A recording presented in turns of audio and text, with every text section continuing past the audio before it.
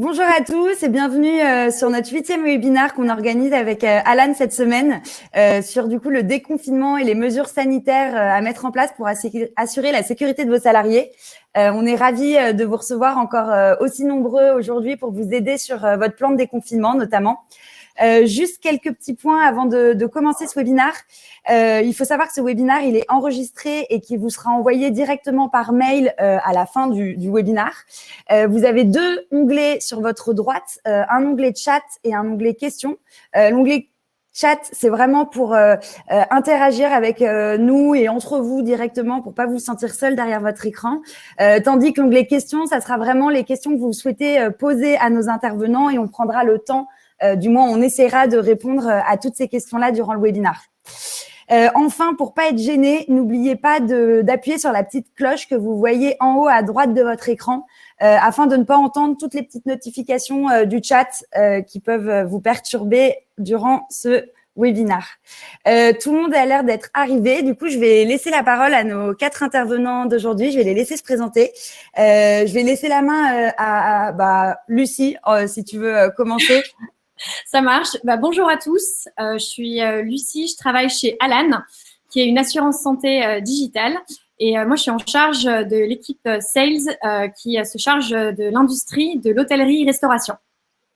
D'accord. Merci beaucoup, Lucie. Alexis, est-ce que tu peux également te présenter ? Oui, bonjour à tous. Moi, je m'appelle Alexis et je suis team lead sur la partie retail chez Skello. Donc, le retail, c'est tout ce qui va être la santé, la mode et tout ce qui va être la distribution. Et je gère une équipe d'une dizaine de sales avec moi sur ces différents secteurs. Et est-ce que tu peux juste rappeler ce que fait Skello pour les gens qui ne nous connaîtraient pas ? Alors, Skello, ouais, en 3 mots, c'est assez simple.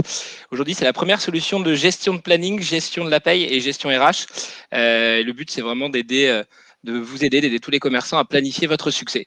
Et ça fait du coup 3 ans qu'on existe. On a passé la barre des 4500 clients et on est environ 80 employés aujourd'hui.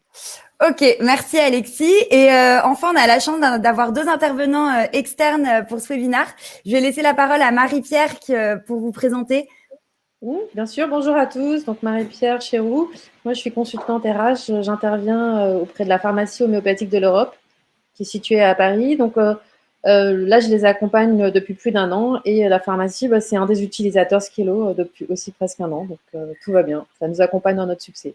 Génial, merci beaucoup Marie-Pierre. Et enfin, on a Nicolas Allary avec nous, que certains connaissent vu les petits commentaires qu'on voit dans le chat sur les pancakes. Je laisse te présenter aussi. Ils connaissent les pancakes plus qu'ils me connaissent moi, je pense. Nico Allary, voilà, je suis copropriétaire de Olibelli avec ma compagne Sarah. Et c'est un restaurant, 2 restaurants maintenant qui ont 6 ans. Et voilà, on est une petite moyenne structure de 32 salariés. Donc, on traverse cette période de Covid-19 avec voilà, toutes les interrogations que ça amène. Et on utilise les deux. Skello pour la partie emploi du temps. Je pense qu'on faisait partie des tout premiers à utiliser Skello. Et on a rejoint Alan cette année pour la partie prévoyance. Génial. Écoutez, merci à vous 4. Juste pour vous faire un petit récapitulatif des points qu'on va voir aujourd'hui, pour répondre à toutes vos questions que vous êtes nombreux à vous poser. Dans un premier axe, on va voir comment gérer la sécurité et la santé de ses équipes. Ensuite, on verra comment faire en sorte que son établissement réponde aux normes sanitaires. Et enfin, comment gérer l'accueil des clients dans son établissement. Quand on parle d'établissement, on va vraiment le voir au sens large, donc aussi bien pour vos restaurants que pour vos commerces retail, que pour vos hôtels également. Donc, n'hésitez pas à nous poser toutes les questions que vous avez auxquelles on n'aurait pas pu répondre. Donc, dans un premier temps, on va voir comment gérer la sécurité et la santé de ses équipes. Donc, pour ça, je vais laisser la parole à Alexis d'abord. Est-ce que tu peux nous expliquer comment et quand il faut commencer par communiquer avec ses employés dans cette phase de déconfinement, justement ?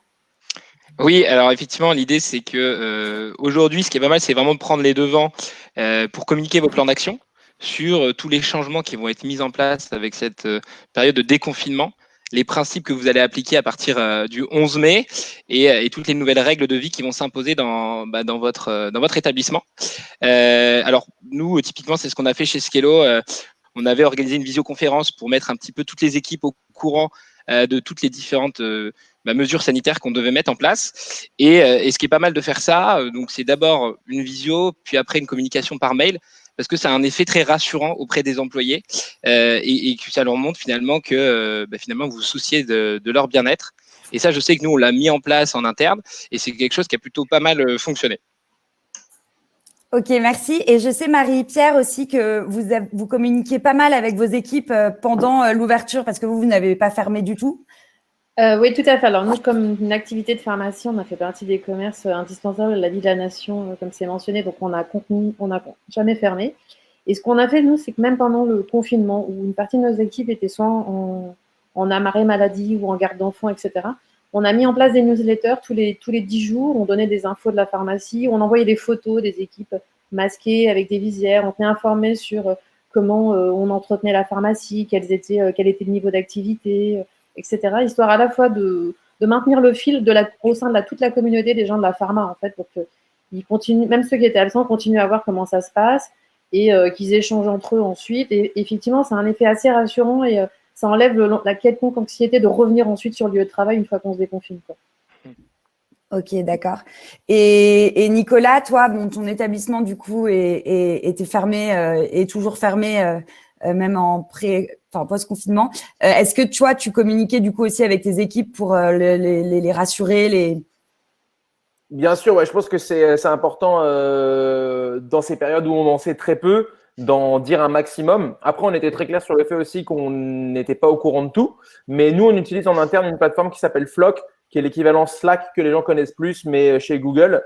Et donc, on a tous les salariés qui sont inscrits sur Flock et on a différentes channels. Et c'est vrai qu'on leur demandait en période de confinement et même là, juste après le déconfinement, de bien rester présent sur la plateforme. Comme ça, on pouvait partager des infos. Et je pense que je vous rejoins sur le fait que c'est important vraiment de montrer qu'on est on top, qu'on suit vraiment les nouvelles au fur et à mesure qu'elles sortent et qu'on va faire tout ce qui est en notre capacité, pour réouvrir et 2, pour réouvrir dans des bonnes conditions qui sont des conditions safe, sécures et qui nous permettent quand même de travailler au plus proche de notre modèle d'avant. Ok, merci beaucoup. Et du coup, c'est vrai qu'en ce moment, on est quand même dans un monde qui est assez anxiogène, avec pas mal de stress pour tout le monde. Je sais que chez Alan, vous avez mis des plans en place, notamment pour aider justement à gérer le stress et l'anxiété de ces équipes vis-à-vis du Covid. Est-ce que tu peux nous en dire un petit peu plus là-dessus, Lucie, s'il te plaît ? Oui, carrément. On sait que c'est une période qui a été stressante. Déjà, pendant le confinement, comment est-ce qu'on gère la mise en place du télétravail, le fait de tout d'un coup ne plus avoir les interactions avec les collègues, le fait que c'est forcément une période stressante par rapport à la maladie, et également après le confinement, quand on commence à avoir le retour des salariés du coup au bureau, ça peut aussi gérer du stress par rapport à la maladie. Du coup, il y a plusieurs choses qu'on peut mettre en place. Déjà, la première, le fait d'avoir un plan et de communiquer dessus, c'est ce qu'on vient de dire, c'est vraiment ça qui va commencer à rassurer les salariés, c'est faire bien comprendre que l'employeur a la maîtrise de la situation avec un plan, tout en expliquant aussi ce qu'on sait et ce qu'on ne sait pas. Et finalement, d'avoir cette transparence vis-à-vis des équipes, ça permet aussi de les rassurer. C'est important de sympathiser en étant vraiment en empathie avec les équipes, en sachant, en disant très clairement, oui, je sais que c'est une situation stressante, mais on va tout faire pour que ça se passe au mieux pour vous. Et nous, chez Alan, on a vraiment cette notion d'empathie qui est extrêmement présente. On avait des communications tous les jours au début du confinement de la part du management pour nous dire, voilà, on est tous ensemble là-dedans. On sait que ça va être difficile. On sait qu'il va y avoir des périodes qui vont être dures pour vous. Vous allez avoir des coups de mou, des coups de stress, et on est là pour vous. Et d'avoir cette empathie, cette sympathie, c'est vraiment important. Ouais, donc ne pas minimiser la situation actuelle et ne pas faire comme si il se passait rien pour rassurer. Et on peut s'appuyer aussi sur des ressources supplémentaires pour aider les salariés. Donc, nous, typiquement, on est adhérents au SIAMT. Et donc, il y a une hotline qui a été mise en place, qui est gratuite pour tous les salariés, ou si vraiment, effectivement, on ressent du mal-être et qu'on a besoin de parler à des psychologues, on peut faire appel à ce numéro. Donc, pour toutes les entreprises qui sont adhérentes au SIAMT, c'est quelque chose, par exemple, dont ils peuvent se servir. Et la dernière chose qui a été mise en place, c'est des offres de méditation, puisque les exercices de méditation, ça peut vraiment aider justement à retrouver une paix de l'esprit et à diminuer ce stress. Et nous, chez Alan, on a justement mis en place des services gratuits qui proposent 2 mois de méditation offerts complètement gratuitement. Il suffit de chercher sur Alan coup de pouce, et c'est vraiment un coup de pouce pour aider les gens à pouvoir méditer gratuitement. Donc comme ça, c'est 2 mois gratuits et ça aide vraiment à mieux gérer ce stress. Ok, merci beaucoup Lucie, génial. Et alors du coup, chez Alan, vous êtes bien évidemment expert sur tout ce qui est santé et tout le monde se pose la fameuse question de est-ce qu'on peut imposer des masques à ses employés, où est-ce qu'on peut les trouver, comment on peut bien les porter, comment on peut conseiller à ses employés de bien les porter. Ouais. Est-ce que tu peux nous en dire un petit peu plus à ce sujet-là aussi? Oui, tout à fait. Alors déjà, ce qu'il faut savoir, c'est que d'un point de vue légal, aujourd'hui, le port du masque en entreprise, il n'est pas obligatoire si jamais les gestes barrières sont bien respectés. Par contre, l'employeur a tout à fait le droit de l'imposer au lieu de travail si justement l'employeur se dit « je ne sais pas aujourd'hui si les gestes barrières seront bien respectés et dans un souci de protection de mes salariés, je souhaite imposer le port du masque », ça c'est tout à fait possible. Alors ce qu'il faut savoir, c'est que si jamais vous imposez le port du masque, il faut absolument bien afficher dans le bureau les indications pour la pratique, en fait, la bonne pratique du port du masque, pour que les salariés sachent exactement comment mettre le masque, comment bien l'utiliser. Et vous pouvez également faire une formation à vos équipes. Alors déjà, quand vous vous dites « ok, je vais imposer le port du masque à mes équipes », c'est important de savoir où est-ce que vous allez pouvoir vous les procurer. En tant que particulier, on peut acheter des masques en pharmacie, dans des bureaux de tabac, en grande surface. Et en tant qu'employeur, il y a plusieurs plateformes en fait de commandes qui ont été créées. Donc par exemple, il y a Cdiscount qui a mis en place une plateforme de click and collect où en tant qu'employeur, vous pouvez commander comme ça des larges quantités de masques pour vos équipes. Mais il y a aussi La Poste qui a créé une plateforme en partenariat avec l'État qui est vraiment facile d'utilisation et sur laquelle vous pouvez comme ça commander directement des masques pour vos salariés. Ensuite, une fois que du coup vous avez réussi à obtenir ces masques pour vos équipes, il faut savoir comment bien porter le masque. Donc c'est important de bien se laver les mains avant de mettre le masque et avant de l'enlever, de bien l'ajuster en faisant en sorte qu'il couvre bien à la fois le nez et le menton, de le remplacer toutes les 4 heures et une fois que vous avez terminé de l'utiliser, c'est important de le ranger dans un sac plastique qui est à l'écart de vos autres affaires avant de le laver. Et si jamais vous êtes assuré chez Alan, eh ben vous recevez un masque gratuitement puisque nous, on a envoyé des masques justement à tous nos assurés pour s'assurer que le déconfinement se passe dans de bonnes conditions. D'accord. Et alors moi, du coup, quand j'ai préparé ce webinaire avec Marie-Pierre, vous m'expliquiez que dans votre pharmacie, notamment, je vous demandais comment vous jetiez vos masques, comment vous faisiez en sorte que l'hygiène soit respectée. Et vous m'expliquiez, du coup, vous aviez la badgeuse Kello que vous installiez dans votre pharmacie. Enfin, je vous laisse reprendre la parole sur ce sujet-là. Oui, parce que pour nous, c'est pas un sujet de déconfinement, ça a été un sujet depuis le 16 mars. Et sachant qu'alors, nous, on n'a pas la problématique, mais qui est vraiment importante de savoir porter un masque, puisque les professionnels de santé, ça fait partie des choses qu'ils apprennent. En revanche, effectivement, il faut savoir les évacuer et encore plus en ce moment. Donc, en fait, nous, on a notre badgeuse, effectivement, et on a mis une poubelle dédiée à tout ce qui est équipement individuel, que ce soit les masques, les gants, les surblouses, etc., si on en a utilisé. On a mis cette poubelle, en fait, sous la badgeuse. Ça a pour mérite, effectivement, que comme les salariés passent forcément dans la badgeuse, ils pensent à jeter tous leurs affaires et à cet endroit-là avant de partir. Et après, c'est exactement ça. Le sac poubelle, vous le fermez, vous le laissez 24 heures dans un lieu particulier et ensuite, vous le mettez avec les ordures pour qu'il soit évacué avec le reste. Ok, d'accord. Très clair. Merci beaucoup, Marie-Pierre. Et ensuite, du coup, par rapport au masque, on entend aussi beaucoup parler de la température parce qu'aujourd'hui, beaucoup se demandent s'ils doivent ou pas prendre la température de leurs employés. Est-ce que, Lucie, tu peux nous en dire un petit peu plus aussi à ce sujet? Oui, alors aujourd'hui, légalement, la prise de la température, elle est déconseillée par le ministère du Travail. Et la recommandation officielle du ministère du Travail, c'est que les salariés prennent leur température individuellement chez eux. Cependant, si en tant qu'employeur, vous souhaitez absolument mettre en place la prise de la température avant que les salariés entrent sur le lieu de travail, vous avez le droit, c'est possible, même si c'est déconseillé. Par contre, il faut offrir des garanties aux salariés sur la bonne mise en place de cette prise de température. Donc déjà, c'est important de les informer en préalable sur, par exemple, qu'est-ce qui va se passer sur la conservation des données. Par exemple, si un salarié se fait prendre sa température et qu'il y a une telle température qui est indiquée, qu'est-ce que vous allez faire de ces informations? c'est aussi important de les prévenir des conséquences, par exemple, par rapport à la prise de température. C'est-à-dire, si jamais vous avez moins de 38 degrés, qu'est-ce qui se passe? Si vous avez plus de 38 degrés, qu'est-ce qui se passe? Les informer au préalable, du coup, des conséquences par rapport à leur température et par rapport ensuite à ce qui se passera. Est-ce que, du coup, ils devront partir du lieu de travail? Est-ce qu'ils seront mis en quarantaine? En gros, c'est vraiment important de préparer toutes ces informations-là en amont et de les donner à vos salariés. Il faut également savoir que comme le contrôle de la température aujourd'hui, il est déconseillé par le ministère du Travail, il n'est donc pas obligatoire pour les salariés. Vous pouvez également avoir des salariés qui auront le droit de refuser de s'y soumettre. Et il faut que vous sachiez dans ces cas-là, si un salarié refuse de se soumettre au contrôle de température, quelles seront du coup les conséquences pour ce salarié? Est-ce que vous choisirez dans ce cas de prendre des mesures préventives en tant qu'employeur? Ok, merci beaucoup. Et toi, Nicolas, avant qu'on soit confiné, il me semble que tu utilisais ce dispositif avec tes employés, c'est bien ça? Ouais, c'était vraiment au tout début, quand on commençait un petit peu à entendre parler du Covid. Je parle vraiment du tout début où on était vraiment encore en activité et on se doutait pas que ça allait prendre une telle ampleur. On avait trouvé que la prise de température, bon, ça permettait, j'utiliserai pas le terme de ludique, mais bon, c'était on n'était pas du tout au niveau où on en est maintenant, donc on se rendait pas compte à quel point c'était grave. Donc c'est vrai qu'on prenait la température de toute l'équipe. Ça relaxait tout le monde, personne n'avait de température. Nous, on a une petite fierté, c'est quand même d'avoir fait énormément de volume chez Olibelli. On fait à peu près quand même 400 couverts jour. Et on a eu 0 membre de notre staff qui ont été contaminés par le Covid. Et du coup, c'est vrai que, voilà, très tôt, on a mis des systèmes en place, dont la prise de température, le lavage de mains, les gestes barrières, etc. C'est vrai que je ne sais pas si à la réouverture, on va retourner vers de la prise de température, mais en tout cas, nous, on a vu que des effets positifs vis-à-vis du staff. Voilà, ça a rassuré tout le monde. Ok, d'accord, hyper intéressant.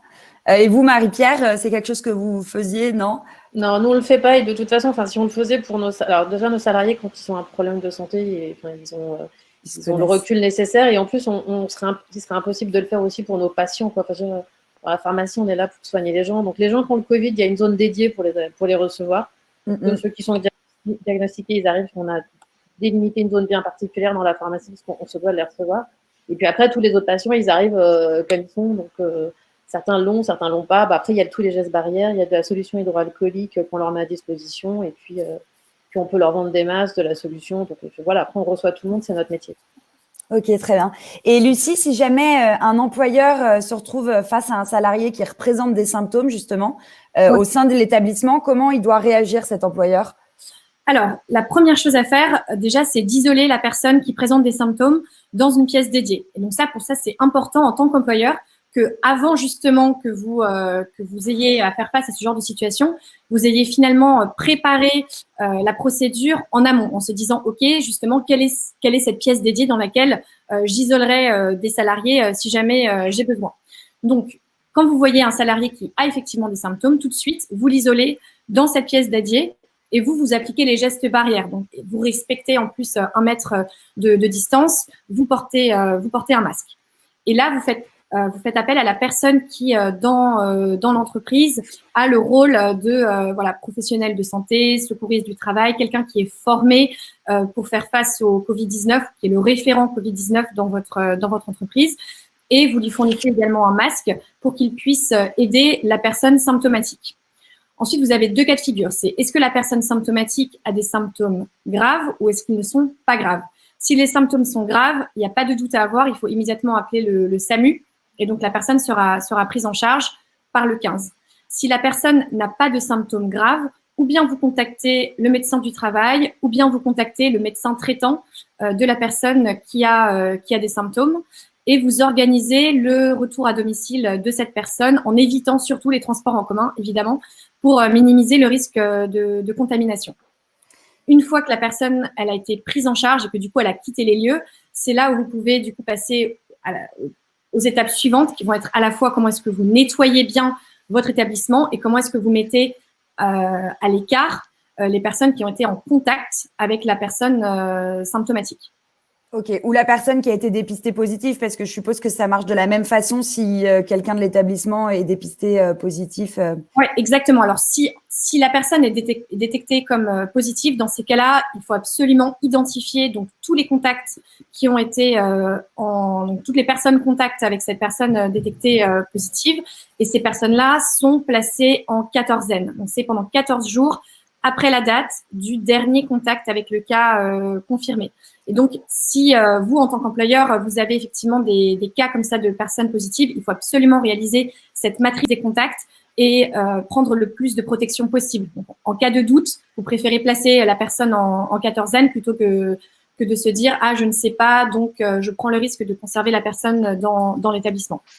Ok, merci Lucie. Et d'ailleurs, Alexis, pour ça, Skello est assez utile parce qu'en faisant de la gestion de planning et en voyant enfin, je vais te laisser la parole, mais en voyant qui a travaillé quand dans son établissement, on peut plus facilement les mettre de côté, c'est bien ça? Oui, exactement. Aujourd'hui, Skello, l'intérêt, c'est que on gère vraiment la problématique de tout ce qui va être planification des équipes, rotation. Et du coup, en temps de déconfinement, ça a un vrai impact. Surtout qu'on a aussi une badgeuse qui nous permet du coup de savoir qui était présent en même temps qu'une personne contaminée. Et dans ce que tu disais juste avant, Lucie, de pouvoir retracer finalement qui était en présence de la personne contaminée, là, l'intérêt, c'est qu'on va le voir directement sur l'outil, sur Skello, et ça nous permet de retracer facilement qui a été en contact avec cette personne. Ok. Et Alexis, est-ce que tu peux nous dire aussi qu'est-ce que doit faire un établissement s'il y a eu des cas confirmés? Est-ce qu'il doit fermer ou est-ce qu'il doit rester ouvert? Comment ça se passe? Alors en fait, aujourd'hui, il n'y a pas d'obligation de fermeture. Du moment que l'employeur a bien mis en place toutes les mesures de sécurité. La seule chose qui est importante et que nous, on recommande de faire chez Skello, c'est vraiment d'informer les salariés qui sont susceptibles d'avoir été en contact avec la personne contaminée et puis après, du coup, de vraiment faire un nettoyage approprié de toutes les surfaces concernées. Donc, l'idée, ça va être de pouvoir nettoyer l'ensemble du bureau et puis principalement la pièce, comme tu disais, Lucie, l'idée, c'est de pouvoir mettre la personne dans une pièce dédiée. Donc, de pouvoir justement, alors après, il y a pas mal de mesures, on laisse aérer, puis après, on va vraiment venir nettoyer l'ensemble de cette pièce pour finalement éviter toute contamination derrière. Ok, donc du coup, là, vu ce que tu viens de nous dire, ça va nous permettre de rebondir sur la deuxième partie de ce webinaire et du coup, comment faire en sorte que son établissement réponde notamment aux normes sanitaires. On entend beaucoup parler depuis quelques temps du fameux protocole de déconfinement qu'Emmanuel Macron, Édouard Philippe ont pu annoncer pour les entreprises. À quoi il sert concrètement, Lucie, et comment s'en servir quand on est un professionnel aujourd'hui ou même plus tard quand on est restaurateur, mais comment on peut l'utiliser du coup? Alors, tout à fait. Donc, le protocole de déconfinement, c'est un document qui est accessible extrêmement facilement en faisant une simple recherche sur Internet. C'est vraiment le protocole qu'il faut absolument suivre pour permettre la reprise de l'activité en assurant la protection de la santé des salariés.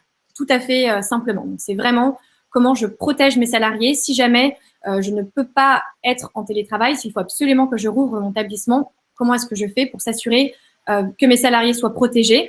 Et donc, il y a 7 grandes parties qui sont couvertes par ce protocole de déconfinement.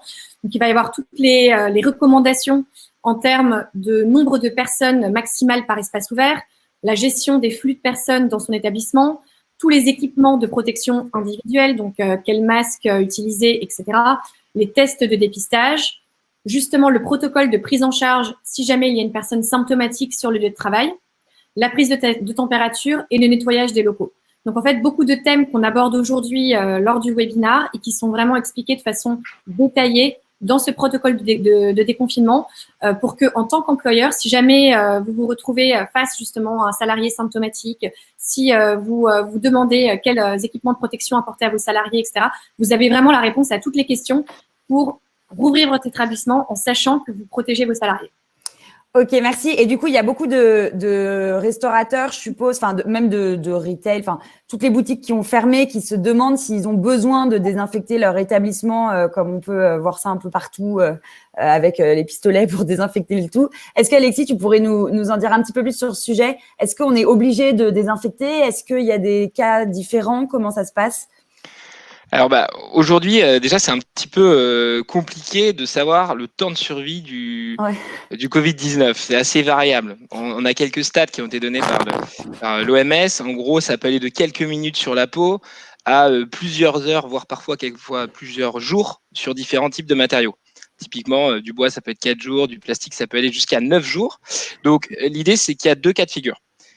Soit, finalement, vos locaux ont été occupés pendant les 10 jours précédant la fin du confinement. Et dans ce cas-là, une désinfection totale est obligatoire.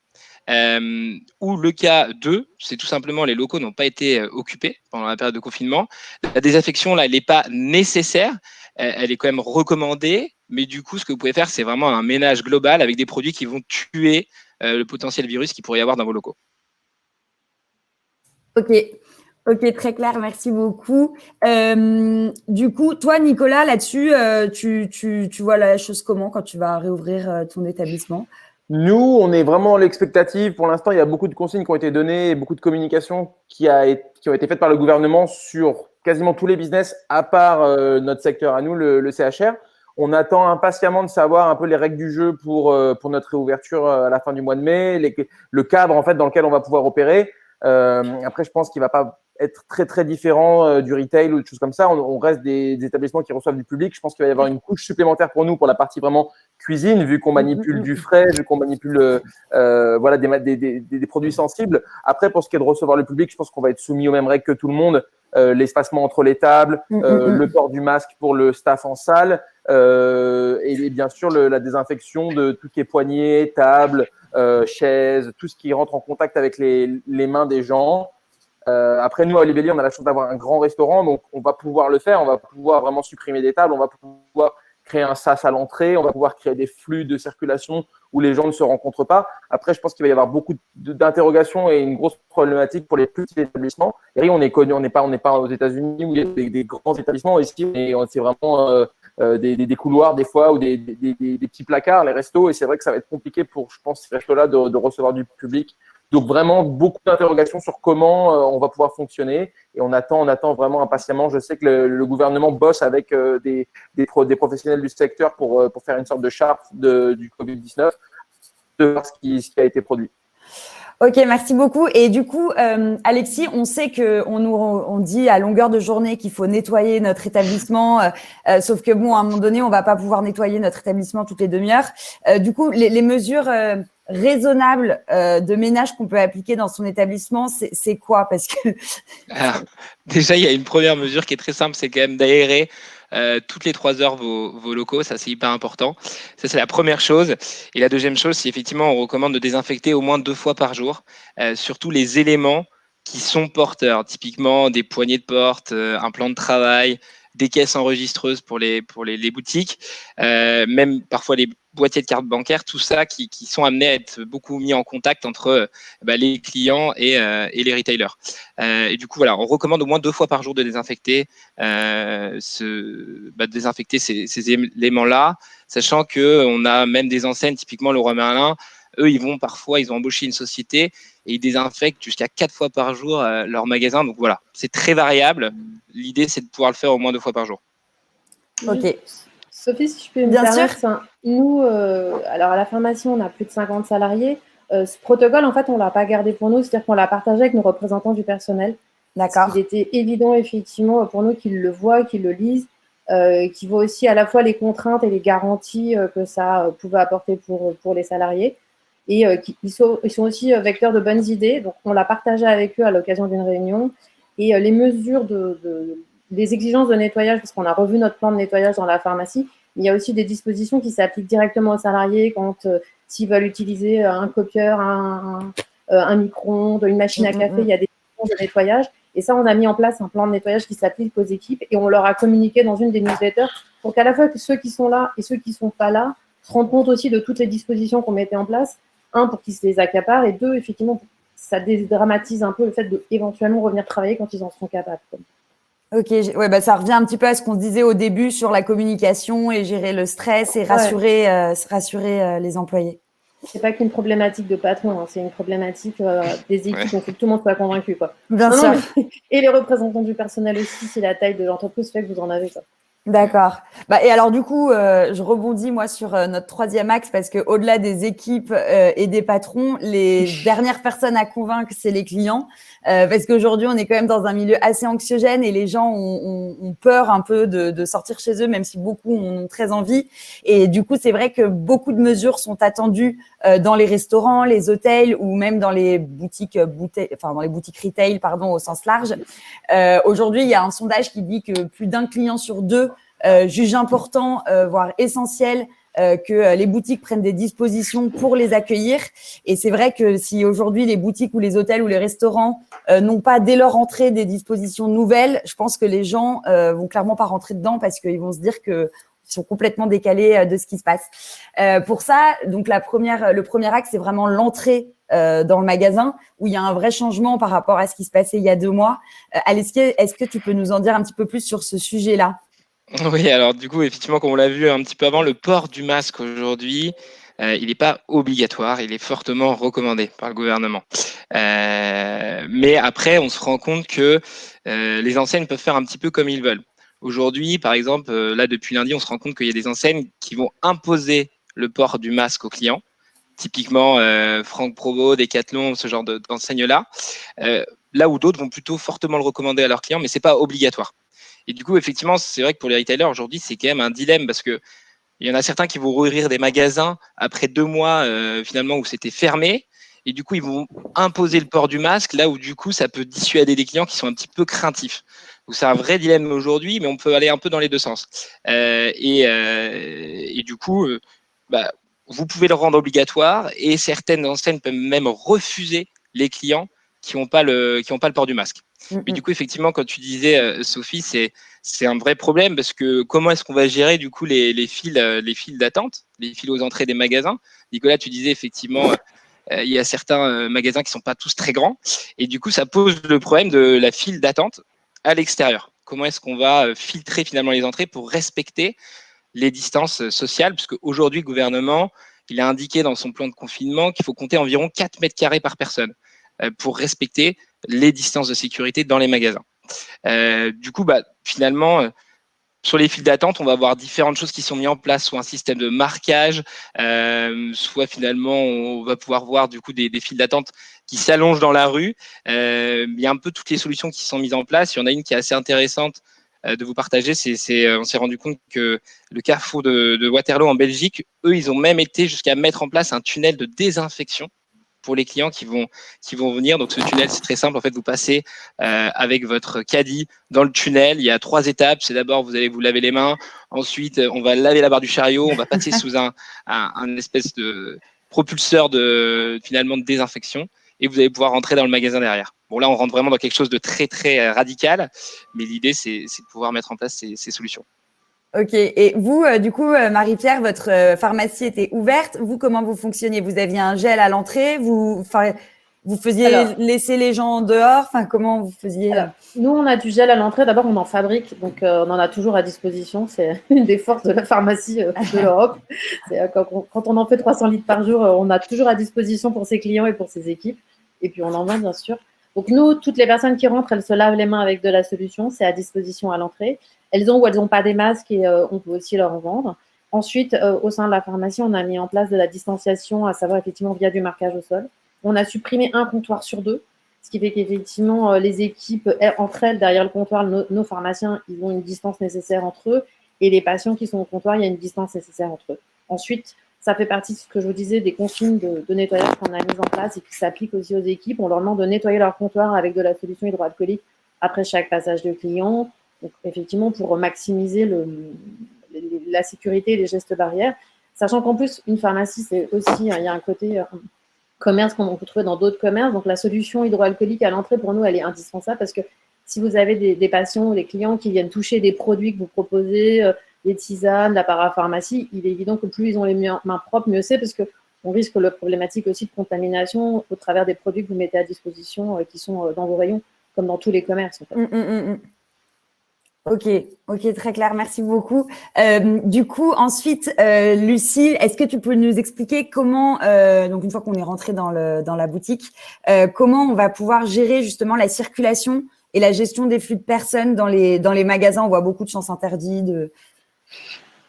Oui, bah, du coup, c'est effectivement tout ce qui est le balisage au sol avec la mise en place des marqueurs dont parlait Alexis et tout ce que Nicolas mentionnait sur le fait qu'il va falloir trouver des sas pour réussir à faire en sorte qu'il y ait des bonnes zones pour que les gens restent à différents endroits et qu'on limite le nombre de personnes dans un même endroit. Et on a vu avec les exemples que voilà dans les restaurants, il va vraiment falloir repenser l'agencement de l'établissement afin de faire moins de couverts que d'habitude. Et justement, Nicolas, c'est toi qui parlais d'avoir un tampon thermique dans tout ça, ce que tu vas utiliser comme zone tampon, c'est ça? Exactement. En fait, nous, il y a une problématique qu'on connaît tous. Quand on va au restaurant, on veut jamais la table près de la porte. Et ça, c'est vrai pour tous les restos. Et c'est vrai qu'à Paris, on n'a pas le luxe de pouvoir dire, bon, ben là, on met pas de table parce qu'elle est près de la porte. Donc, tout le monde y va de sa petite technique avec des rideaux, avec des chauffants, des choses comme ça. Nous, avec le deuxième Olibelli, on avait la chance que ce soit relativement grand. Et donc, on a pris la décision de sacrifier une partie à l'avant du restaurant pour faire un sas. Donc en fait on pousse une première porte et puis on rentre dans un sas et on pousse une deuxième porte et on rentre dans le restaurant, ce qui fait qu'en été ça permet de garder la clim à l'intérieur et en hiver ça permet de garder le chauffage à l'intérieur et l'air froid à l'extérieur. Et on pense quand on va réouvrir le grand Olibelli, on va se servir de cette zone tampon qui doit faire 3 par 6. On va se servir de cette zone pour faire un petit peu comme à Carrefour ou une sorte de, pas un tunnel, mais une pièce de désinfection entre guillemets. Après, ce sera au bon vouloir du client. Ça va être sympa le restaurant. Mais je pense que malheureusement, il va falloir qu'on fasse on pourra pas avoir une attitude passive vis-à-vis de ça, dans le sens bon bah rentre qui veut et rentre qui veut comme il veut. Je pense qu'il va falloir qu'on ait nous aussi une sorte de règle. Malheureusement, vous voulez manger chez nous et c'est avec plaisir qu'on vous recevra malheureusement. Et vu la condition actuelle, on va devoir vous demander de vous passer les mains au gel, de porter un masque pour manger, ça va être compliqué. Mais en tout cas, je n'ai pas encore réfléchi exactement au step by step, mais on a la chance d'avoir cette zone tampon, ce buffer. Et je pense que c'est un plus puisque ça permet de créer une zone entre la rue et le restaurant. Mmh. Voilà. Ok, et alors du coup, peut-être Nicolas, on a une question qui arrive dans l'onglet questions. À mon avis, c'est un restaurateur qui a un plus petit restaurant que le tien, qui nous demande si d'après nous, ça sera possible de ne pas respecter ces 1,50 m. Bon, je me doute bien que tu n'es pas devin ni à la tête de ces réglementations, mais est-ce que lui, il parle de normes handicapées Si par exemple un établissement est trop petit pour respecter ces distances, comment pouvons-nous faire ? Est-ce que toi, tu aurais des conseils à leur donner ou... En plus, je le connais, Guy, donc je lui passe le bonjour. Et du coup, je pense qu'il va pas, malheureusement, je pense que l'État va prendre une position assez ferme sur le Covid parce qu'ils sont trop attendus au tournant, entre guillemets. Et je pense que juste depuis le début de cette situation, ils ont toujours privilégié le sanitaire à l'économique. Et je pense qu'ils préfèrent, entre guillemets, mettre la main au porte-monnaie plutôt que de mettre les gens en danger, une fois entre guillemets. Donc, je pense qu'il ne faut pas s'attendre à des dérogations. Je pense qu'ils vont préférer étendre le dispositif du chômage partiel. Si, par exemple, on a 50% d'occupation, théoriquement, on va avoir à peu près besoin de 60% de notre masse salariale. Et ben, pour la masse salariale restante ou pour les heures non travaillées, je pense que l'État va préférer étendre et prolonger le dispositif de chômage partiel plutôt que de permettre à des restaurants d'une plus petite capacité d'augmenter le volume client. Parce que ça n'aurait pas vraiment de sens, ça n'aurait pas vraiment de cohérence avec le reste de leurs décisions. Moi, je pense que ça va se passer comme ça. Après, comme je le dis, je sais que moi et l'ensemble des restaurateurs et restauratrices, on attend avec impatience de savoir, entre guillemets, les règles du jeu pour la reprise. Parce que des gens comme Guy, et Guy, en fait, il est beaucoup plus représentatif des restaurateurs parisiens que nous qui avons la chance d'avoir un petit peu de surface. Il y a beaucoup de petits restaurants et donc il y a beaucoup de gens qui se demandent comment ils vont faire pour faire un semblant de chiffre d'affaires qui ressemble au chiffre d'affaires qu'ils faisaient précédemment. Et alors, je rejoins dans le chat justement Jacques-Henri j'allais en parler. En effet, Anne Hidalgo, ce week-end, il me semble, avait parlé de peut-être pouvoir offrir certains trottoirs à des restaurateurs de façon à ce qu'ils puissent étendre leurs terrasses, du moins pendant le printemps-été, afin de peut-être compenser la perte de clientèle à l'intérieur et de la compenser sur l'extérieur. Il me semble pas que ça a été quelque chose de validé officiellement, mais en tout cas, c'était pour parler dernièrement, il me semble. En effet, Jacques-Henri. Ok, du coup, merci beaucoup. Il y a juste quelques derniers petits points que je voulais voir, notamment avec toi, Alexis. Concernant l'hygiène du magasin, on en a déjà un petit peu parlé, mais est-ce que tu peux, grosso modo, nous redonner une vision globale de comment ça va se passer et également sur tout ce qui est manipulation des articles au sein de ces magasins? Ouais, l'hygiène du magasin, bon, on en a déjà pas mal parlé. C'est vrai que moi, j'ai plus m'attarder sur Ouais. la manipulation des articles aujourd'hui. Bon, déjà, comme on l'a précisé, le corps médical a peu de certitude au final sur la charge virale qui reste encore sur les produits. Du coup, il y a quand même quelques mesures sanitaires qui vont s'imposer. Des choses toutes simples, mais par exemple, sur le textile, vous allez pouvoir utiliser tous les appareils qui servent à défroisser. Aujourd'hui, la chaleur, elle tue le virus au-delà de 59 degrés. Donc, surtout, après l'essayage des clients, pas hésiter à utiliser ces appareils-là. On a aussi, du coup, de plus en plus d'enseignes qui vont assouplir leur délai de retour. Comme ça, vous allez pouvoir essayer à la maison. Et si jamais ça ne vous va pas, vous pourrez renvoyer. Mais du coup, ça évite trop de flux dans les magasins en élargissant un petit peu ces délais de retour. Et puis, bon, après, forcément, la question se pose des articles qui ont été essayés. Si jamais on n'utilise pas les 2 premières techniques, du coup, il va falloir penser à faire de la quarantaine d'articles, tout simplement, avec une désinfection, les laisser dans une pièce qui est vraiment dédiée à ça, avant de pouvoir les remettre en rayon, tout simplement. Et du coup, il y a pas mal d'enseignes donc, qui font ce genre de choses, et notamment Boulanger. Eux, ils proposent, en fait, ils ont réduit les espaces de démonstration pour justement pas trop inciter les clients à trop essayer, tout simplement. Et après, on a beaucoup parlé, là, c'est principalement sur le retail, mais sur la restauration, comme on a pu échanger un petit peu et voir avec Nicolas, c'est encore assez flou. Mais la tendance qui ressort un petit peu, c'est que on va plutôt aller vers une culture ultra locale. Après, Nicolas, tu en parleras peut-être mieux que moi, mais voilà, plutôt ultra local, favoriser tout ce qui va être, favoriser tout ce qui va être ingrédients locaux, franco-français. Est-ce qu'il est revenu avec nous, Nicolas? Ouais, je suis Du coup, désolé, l'idée, c'est que la chance d'être à la campagne et la malchance d'avoir une connexion Internet qui me rappelle mes 15 ans. Donc voilà, je suis de retour. là, je disais sur les restaurants, l'offre, ça va être un petit peu compliqué parce que pour le moment, on ne sait pas trop, on navigue un peu à vue, mais la tendance qui ressort un petit peu, c'est quelque chose de ultra local au final, où Bien sûr, ouais. on va Après, favoriser.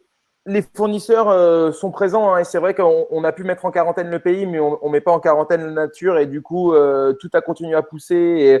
Et donc, c'est vraiment le moment. J'encourage tous les gens qui font de la restauration à essayer de se fournir au plus proche et au plus local, parce que c'est en plus la pire des saisons pour mettre en pause la restauration, puisque tout sort de terre.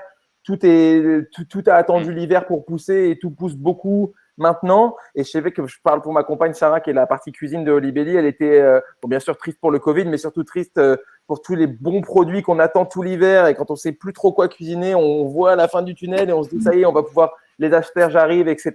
Donc tout ça pour dire qu'effectivement, je te rejoins sur le fait qu'il faut vraiment favoriser le local pour toutes les raisons logistiques, pour toutes les raisons aussi idéologiques. Et je pense que ça va vraiment dans le sens et c'est cohérent avec les actions qu'il va falloir prendre pour les restaurants et les commerces de bouche avec le Covid. Et juste, Marie-Pierre, vous, en tant que pharmacie donc, qui est restée ouverte pendant cette période, je pense que ça peut intéresser pas mal de personnes. Vous, est-ce que vous laissiez les gens toucher les objets? Comment ça se passe au quotidien? Alors, nous, on essaye de faire en sorte, effectivement, qu'ils touchent le moins possible les objets. On leur dit, il y a des préparateurs, il y a des pharmaciens qui sont à disposition, qui sont partout dans la pharmacie. Il y a du gel à disposition sur chaque comptoir, donc on incite les gens à même se laver les mains à plusieurs reprises. Après, effectivement, on essaye de voir avec eux quels produits les intéressent pour qu'ils les touchent le moins possible et que celui qui le touche, ce soit celui qui l'emporte. On ne peut pas éviter les cas où ils touchent et ils reposent. Donc, on essayait d'être présent physiquement et humainement en termes de conseils pour éviter le fait effectivement qu'il y ait de la manipulation. Donc, ça, c'est ce qu'on a fait depuis le début. Après, effectivement, pour compléter, c'est-à-dire que nous, effectivement, et je pense que pas mal d'entreprises qui peuvent le faire, qui n'ont pas des produits périssables le font, c'est qu'aussi, il y a un certain nombre de produits, quand on réceptionne nos livraisons, on attend avant de déballer et de mettre en comptoir pour effectivement s'assurer qu'il y ait un temps de pause, tout comme les recommandations qu'on peut vous faire quand vous faites vos courses, en fait, quoi. Et on ne déballe pas et on manipule pas tout de suite, à la fois pour protéger nos équipes, mais pour effectivement qu'il y ait un délai pendant lequel le virus est censé diminuer et devenir de moins en moins agressif, entre guillemets. Donc, on attend effectivement et on essaye d'utiliser ce temps de pause pour effectivement avant de manipuler les produits et de les mettre en rayon.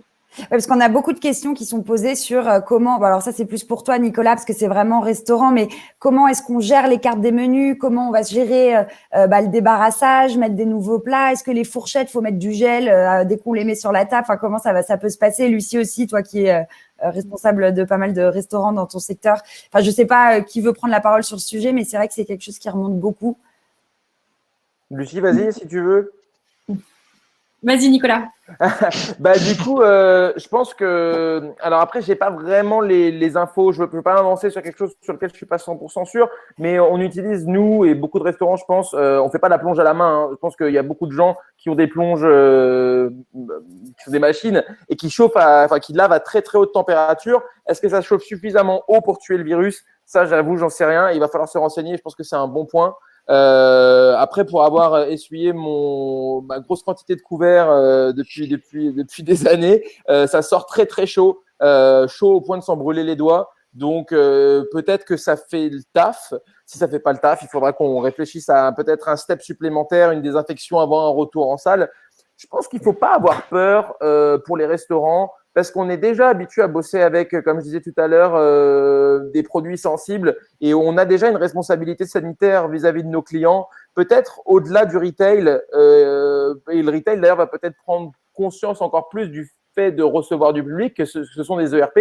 Nous, on avait déjà bien cette conscience, on fait manger les gens, ils intègrent, ils mangent des choses qu'on leur propose. Donc, la notion d'hygiène et la notion sanitaire, elle était déjà présente. Après le Covid, ça rajoute une couche de complexité, mais ça reste quand même dans la prolongation de ce qu'on fait déjà au quotidien. Comme ce qu'on disait par exemple pour la pharmacie, c'est vrai que nous, on n'a pas attendu le Covid pour que les gens se lavent les mains ou des choses comme ça. Donc, on va resserrer un petit peu la vis et monter un petit peu en gamme sur ce qu'on fait pour que les gens soient pas malades, mais ce sera jamais, c'est pas non plus à l'antithèse de ce qu'on faisait avant. Donc, il va falloir être prudent. Pour les menus, effectivement, je pense que des menus papier, ça n'a plus de sens. Après, on peut très facilement proposer des menus sous forme de site internet, et après, avec son téléphone, on peut aller voir ce qu'on peut manger. Avec, par exemple, un QR code, mettre un QR code sur une table, tout le monde peut scanner un QR code vers le menu du jour. Après, voilà, tout à l'heure, tu parlais, Lucie, d'être dans je ne sais plus le terme que tu as utilisé, mais la bienveillance ou l'empathie. Et moi, j'avais envie de rajouter qu'il faut être optimiste dans cette situation. Il faut essayer effectivement, c'est compliqué. Effectivement, on va tous y laisser des plumes, beaucoup de plumes pour certains. Mais bon, de toute façon, maintenant, il va falloir composer avec. Donc, autant essayer de prendre la chose d'une manière un peu ludique, essayer de trouver des solutions comme ça. Et justement, vu qu'on est là avec Alan et avec Skello, je pense qu'il faut se reposer, s'appuyer au maximum sur le digital dans la restauration, qui est une vieille industrie. Il va falloir apprendre à intégrer au maximum les outils d'aujourd'hui, les outils digitaux, et c'est pas toujours, c'est un peu contre-naturel. Malheureusement, c'est là que va se trouver beaucoup de réponses, en tout cas pour notre industrie, je pense. Très clair. Justement, en parlant d'outils digitaux, on n'a plus beaucoup de temps. On va répondre à toutes les questions. Je voulais juste finir sur un point qui était le passage en caisse, justement, qui devient de plus en plus digitalisé. Il y a des applications pour pouvoir payer maintenant. Est-ce que, je pense que Alexis, tu peux nous en parler assez succinctement, tout ce qu'on fait pour ne plus utiliser la monnaie aujourd'hui dans les restaurants ou les boutiques? Oui, effectivement, comme l'a bien dit Nicolas, l'idée c'est qu'aujourd'hui le digital va avoir un vrai impact, je pense, sur la sortie de ce confinement. Donc tout ce qui va être file d'attente virtuelle qu'on va pouvoir voir, à mon avis, et qui va pouvoir nous permettre de gérer au mieux ce problème-là, mais aussi tout ce qui va être le sans contact. On le voit sur le click and collect, mais on favorise de plus en plus la carte bancaire. Le gouvernement, là, il a passé une autorisation depuis le 11 mai pour que on augmente le plafond à 50 €, parce que effectivement aujourd'hui la vraie problématique qu'on va avoir en caisse, c'est le paiement en espèces. On ne peut pas interdire aux clients de payer en espèces, mais forcément c'est quelque chose qui favorise le contact. Donc aujourd'hui, c'est tous les outils digitaux qui vont venir nous aider à éviter trop de contact entre les clients et finalement vos salariés. Ok. Est-ce que quelqu'un a quelque chose à rajouter sur ce sujet parmi vous? Je pense que l'interdiction de l'espèce est une bonne idée, même si on n'a pas, effectivement, je ne sais pas si on a le droit ou pas. Après, il faudrait demander un juriste, ou peut-être qu'on sait qu'on n'a pas le droit. Mais je pense que personne aujourd'hui, je pense qu'aujourd'hui, personne va venir taper un scandale parce qu'on lui a refusé un billet de 10. Je trouve que l'argent, c'est un vecteur incroyable de virus. Pour avoir compté, j'ai essuyé des couverts et j'ai compté un nombre incalculable de caisses aussi. Et voilà, quand on manipule beaucoup d'espèces, ça a une odeur. Ça, même avant le Covid, c'est sale, ça sent pas bon. Et si on se lave les mains après avoir fait une caisse, la couleur de l'eau, c'est gris. Donc, il faut vraiment, je pense, j'encouragerais les commerçants à essayer d'être pédagogues et à vraiment essayer de trouver une solution pour refuser l'espèce dans le cadre légal, mais surtout faire comprendre que c'est pas une bonne idée de manipuler de l'argent. En tout cas, moi, personnellement, je me sentirais mal à l'aise de faire compter des caisses en espèces à mes employés en fin de journée. Et je pense qu'on va pousser au maximum l'utilisation du sans contact, qui est quand même le best. C'est rapide, Ouais. c'est sanitaire, 50 € quand même, il y a moyen de manger. Et surtout, si on paye avec Apple Pay ou des choses comme ça, il n'y a pas de plafond. Donc, vraiment, je pense que voilà, abandonner l'espèce pour un petit moment, c'est pas la pire des choses. Et puis par rapport au sans contact, j'avais vu pour ceux qui peuvent être un peu frileux de ça qu'au bout de 3 paiements de 50 €, vous pouvez pas repayer. Donc ça empêche quand même pas mal de fraude dans une journée qui peut faire peur. Ok, bah écoutez, ça fait pile 50 minutes qu'on est sur le webinaire. Je pense qu'on a abordé tous les sujets à peu près qu'on voulait aborder. Lucie, est-ce que tu voudrais rajouter un dernier petit mot Non, bah en tout cas sur tout le sujet digitalisation, le seul élément que je trouve qui est important de mentionner, c'est que digital ne veut pas dire qu'on perd le contact humain. Et je pense que nous, Alan, en tant qu'assurance santé digitale, au début, ça pouvait être une crainte de quelques personnes. Ah oui, digital, on n'a pas cet aspect humain qui peut ressortir. Et je pense qu'au contraire, on a l'opportunité de voir en ce moment à quel point les outils digitaux nous permettent de fonctionner en toute protection, mais en gardant justement cette empathie, cette sympathie, cet optimisme et simplement en nous protégeant tous. Donc, c'est ça que je voulais rajouter pour un mot de la fin aussi. Génial. Bah écoutez, génial. Marie-Pierre, est-ce que vous voulez aussi faire un petit mot de la fin? Oui, alors moi, ça rejoint exactement ce qui vient d'être dit. C'est-à-dire qu'effectivement, nous, on a mis en place un système où on reçoit les ordonnances par email et on les prépare comme ça. Les clients, ils viennent passer le moins de temps possible dans la pharmacie. Donc, je pense qu'il faut qu'on développe encore cet outil-là et qu'on puisse effectivement… Alors après, nous, on ne peut pas faire du click and collect et il n'y a pas de vente en ligne de médicaments, c'est pas possible. Mais je pense qu'effectivement, ça va nous obliger à réfléchir et à comment, effectivement, améliorer, minimiser le temps de présence des personnes dans la pharmacie pour les rassurer, tout en essayant peut-être, pourquoi pas, aller sur un paiement digital beaucoup plus facile, quoi. Mais bon, ça va être le début d'une nouvelle réflexion, en fait, une façon de revoir une partie de notre métier, quoi. Génial. Alexis, on a une dernière petite question que je vois sur le chat de Blandine Tabusso qui nous parle aussi pas mal des tickets restaurants. C'est quelque chose qui va être dématérialisé aussi bientôt, enfin, qui l'est déjà d'ailleurs. Alors, effectivement, aujourd'hui, de plus en plus, sur les tickets resto, on a des cartes, finalement, comme des cartes bancaires. Alors, l'idée, c'est qu'elles ne sont pas forcément toutes équipées d'une puce sans contact, mais je pense que, vu l'impact que ça va avoir, ça ne m'étonnerait pas qu'ils sortent des cartes là-dessus. Alors, je ne sais pas exactement, je ne suis pas expert en la matière, donc je ne pourrais pas dire qu'ils vont tous le faire, mais ça ne m'étonnerait pas qu'on voit la possibilité de pouvoir payer sans contact aussi avec les tickets restaurants, avec ces cartes-là. Et Nicolas a son chat pour la fin du webinaire. Je te laisse le mot de la fin. On peut en ces temps-ci. Les chats, c'est pas mal. Mais bon. Les tickets resto dématérialisés, ça existe. Nous, on en prend beaucoup au resto. Sous forme de luncher. Je ne sais pas si on peut mentionner. Et aussi Swipe. C'est vrai, ça a changé de nom. Ouais. C'est vrai que nous, on n'en a pas encore des tickets resto, donc c'est un petit peu. Encore un peu. Mais ils y viennent, ils y viennent. Ils veulent vraiment aussi. Enfin, je veux dire, le concept du ticket resto, couper le petit coin, tamponner, tout ça, c'est fini, quoi. C'est terminé. Bien sûr. Bon, en tout cas, merci à vous tous d'avoir participé à ce webinaire. Avec Alan, on voudrait vous envoyer un tout petit formulaire, savoir si vous avez été content de ce de ce webinaire, pardon. Et qu'est-ce qu'on pourrait faire pour l'améliorer. Du coup, je vous l'envoie juste là. Vous n'avez plus qu'à cliquer. Normalement, vous avez un petit onglet avec ma photo et donnez-nous notre avis sur ce webinaire qui apparaît. Je ne sais pas si vous le voyez. Je vous laisse le remplir, ça prend 30 secondes. Et comme ça, on essaiera d'organiser un webinaire qui répondra peut-être encore plus à vos attentes la prochaine fois avec Alan, qui sait. En tout cas, j'espère. Et je vous remercie à tous d'avoir été là et aux 4 intervenants d'avoir été présents aujourd'hui. Et en effet, optimisme pour les semaines à venir. C'est important. Ça va aller, empathie. Merci beaucoup à tous et on vous dit rendez-vous à la semaine prochaine pour un nouveau webinaire. Merci beaucoup, au revoir. Au revoir, bonne journée. Au revoir, bye bye. Au revoir.